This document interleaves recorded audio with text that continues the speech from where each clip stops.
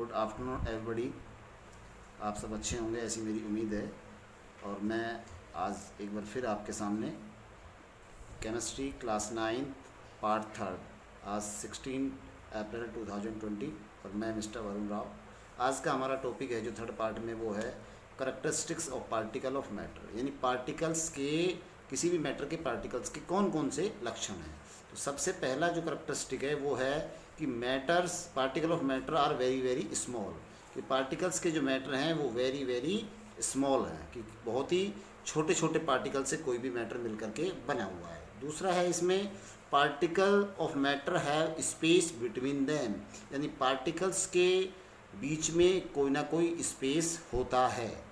और तीसरा इसका है particle of matter are continuously moving, किसी भी मैटर के पार्टिकल्स हैं वो कंटिन्यूसली मूविंग करते रहते हैं, लगातार वो गति करते रहते हैं। और फोर्थ इसका करैक्टरिस्टिक है the particle of matter attract each other, यानी पार्टिकल जो हैं वो एक दूसरे से अट्रैक्शन फोर्स के द्वारा, कौन से फोर्स के द्वारा? अट्रैक्शन फोर्स के द्वारा अट्रैक्ट होते हैं। अब जैसे पहला वाला जो था हमारा करैक्टरिस्टिक, हम उसके बारे में रीडिंग करते हैं कि इसमें क्या होता है कि एक बीकर लेते हैं, एक कॉनिकल फ्लास्क लेते हैं, उसमें पोटेशियम परमैंगनेट डालते हैं। पोटेशियम परमैंगनेट यानी KMnO4 KMnO4 डालते हैं, उसमें पोटेशियम परमैंगनेट डालते हैं और उसको हम पानी के साथ मिला लेते हैं। जैसे ही पानी के साथ उसको मिलाते हैं, अब इस वाले बीकर में से 10% हम वाटर लेते हैं, 10% इसका सॉल्यूशन लेते हैं और दूसरे बीकर में डालते हैं। बाकी 90% क्या डालेंगे? वाटर। फिर इसका 10% लेंगे, इसमें डालेंगे और 90% वाटर।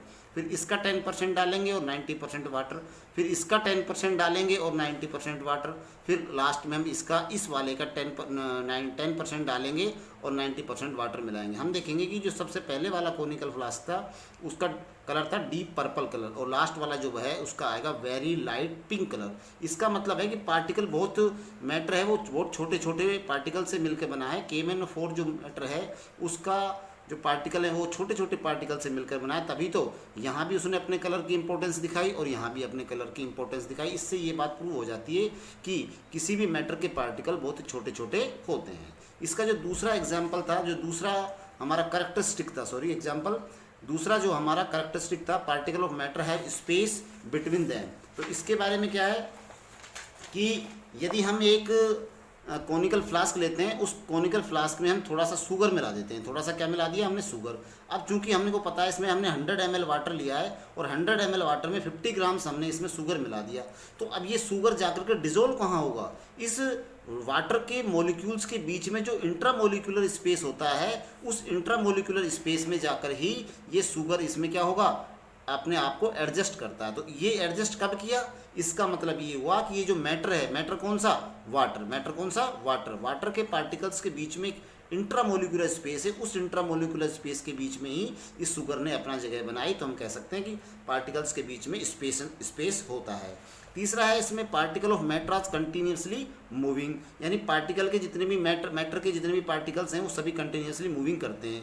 इसका एग्जांपल ये कि यदि हम घर के किसी कोने में एक अगरबत्ती लगा लेते हैं, क्या लगा लेते हैं? एक अगरबत्ती लगा लेते हैं, तो अगरबत्ती जो है वो उसकी जो खुशबू है वो पूरे कमरे में फैल जाती है। इससे क्या होता है? इसका मतलब जैसे ही हमने अगरबत्ती जलाई तो अगरबत्ती के जितने भी पार्टिकल्स हैं वो पूरे के पूरे रूम में कंटिन्यूसली मूविंग करते रहते हैं। और इसका जो फोर्थ करैक्टरिस्टिक्स था वो करैक्टरिस्टिक्स था the particle of matter attract each other. इसके एग्जाम्पल के तौर पे हम लेते हैं कि हम 3 चीज़ें लेंगे, एक चौक लेंगे, आयरन नेल्स लेंगे और इन दोनों को हम हैमर के द्वारा बीट करते हैं। यानी चौक को बीट करेंगे, ये चौक है, ये चौक है और ये कोई आयरन का पीस है।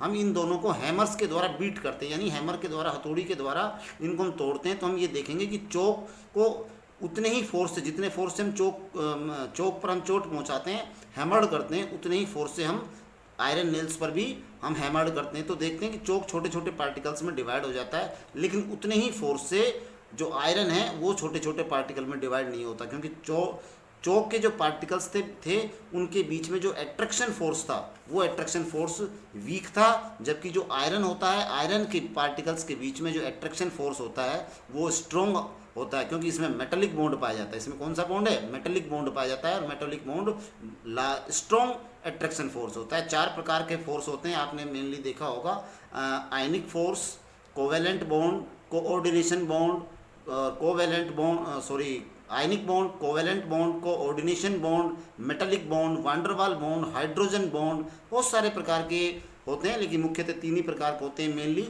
आयनिक, कोवेलेंट और कोऑर्डिनेशन। तो इनकी सबकी अपनी अपनी सबसे जो स्ट्रॉन्ग फोर्स पाया जाता है वो आयनिक फोर्स पाया जाता है। तो इस प्रकार आज हमने ये देखा कि मैटर के चारों जो करैक्टरिस्टिक्स हैं वो क्या क्या हैं। कल हम इसके बारे में पढ़ेंगे, classification of matter, solid, liquid, classification of matter, solid, liquid and gas, इन तीनों के बारे में पढ़ेंगे। Thank you, have a nice day. ज़्यादा से ज़्यादा वीडियो को शेयर करें प्लीज़, और ज़्यादा से ज़्यादा अपने दोस्तों को इसको बताएं, और सब्सक्राइब जरूर करें, कमेंट्स जरूर करें। Thank you, have a nice day.